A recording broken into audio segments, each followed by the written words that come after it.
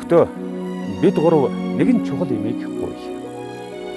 Та нар Есүс Христ их эзний тухай гайхамшигт үннийг сонсоод итгэсэн билээ. Энэ үннийг сонсоод олон хүн та нарын адилаар Есүст итгэхийг хүсэж бид гурвын төлөө ертөнцийн эзнээс тусламж гуйгаач. Зарим хорон муу санаатай хүмүүс Есүст итгэх дургүй байна. Тэд бидний эсрэг илдэв муу юм хийх нь олонтой. Биднийг тийм хүмүүсийн гараас аварч хамгаалахыг та нар ертөнцийн эзнээс гуйгаарай. Харин та нар тэднээс айх ёсгүй. Яагад гэвэл их эзэн туйлын найдвартай учраас та нарыг үргэлж бат итгэлтэй байлгаж, адгийн муурийн сүнснээс хамгаалж өгөх нь зайлшгүй. Та бүхэн бидний үгийг дагаж чаддаг бөгөөд хойшидч бас дагна гэдэгт би найдаж байна. Энэ найдварыг бид гуравт ертөнцийн эзэн өгдөг.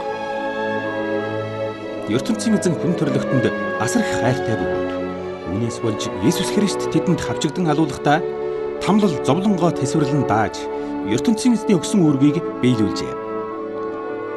Их эзэн Есүс та нарт үүнийг ойлгуулж, үлгэр дууриалал болгоно гэдэгт би найдаж байна.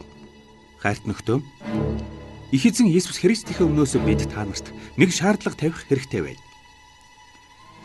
Хэрв Есүст итгэдэг нөхөр чинь сахилга алдаж, бидний хэлсэн ёсоор байх дургүй болвол түүнтэй нөхөрлөх хэрэггүй. Та бүгд бидний зан чанарыг хараад Есүст итгэгчид ямар байх ёстойг мэдж чадна.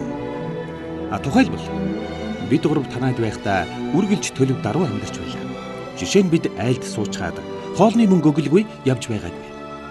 Харин та бүгд төвг учруулахгүй тулд өдөр шөнөгүй ажиллан мөнгө олдог байсан. Энэ нь бид та нараас тусламж гуйх ёсгүй гэсэн үг биш ээ. Бид тусламж хүсч болох л байсан. Гэвч бид та бүхэнд үлгэр дууриалал үзүүлэх ёстой байлаа. Ажил хийх дургүй хүнд үнэгүй хоол бүү үг хэмээн та нарт бид сургаж байсан учраас одоо энэ шаардлагыг тавих болно. Учир нь зарим нэг чинь төлөв даруй байдлаа алдаж ажил хийхээс дургүйцэн дэмий хэсүүчилж бусдын хэрэгт дэмий оролцохоос өөр юу ч хийхгүй байгааг бид сонсов. Бидний адилаар их эзэн Есүс Христэд итгэдэг тэр хүмүүст бид ийм шаардлага тавих ёстой. Тэгвэл тэд алдаагаа ухамсарлан сайн ажиллаж, өөрсдийн хүч хөдөлмөрөөр биеэ тэжээх болно. Нөхдөө, та нар хэцүү байдалд орвч сайн үйлс бүтээхээс бүү шантарч ухар.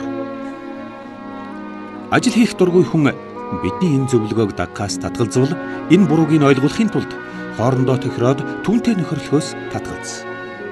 Гэвч түүнийг хизээч дайсан мэт үзэж болохгүй. Харин ах トゥ мэт хайрлан үзэж, ертөнцийн эзнэр арга хэмжээ ахуулах нь хэр зэрэг аюултайг сануулж өг. Их эзэн Есүс Христ өөртөө итгэсэн хүмүүст амар тайван аз жаргалыг өгөх хүсэлтэй. Тиймээс та нарыг бас ямар ч үед тайван байлгана гэдэгт бид найдаж байна. Ийхүү тэр үргэлж та нарын хамт байх болтугай.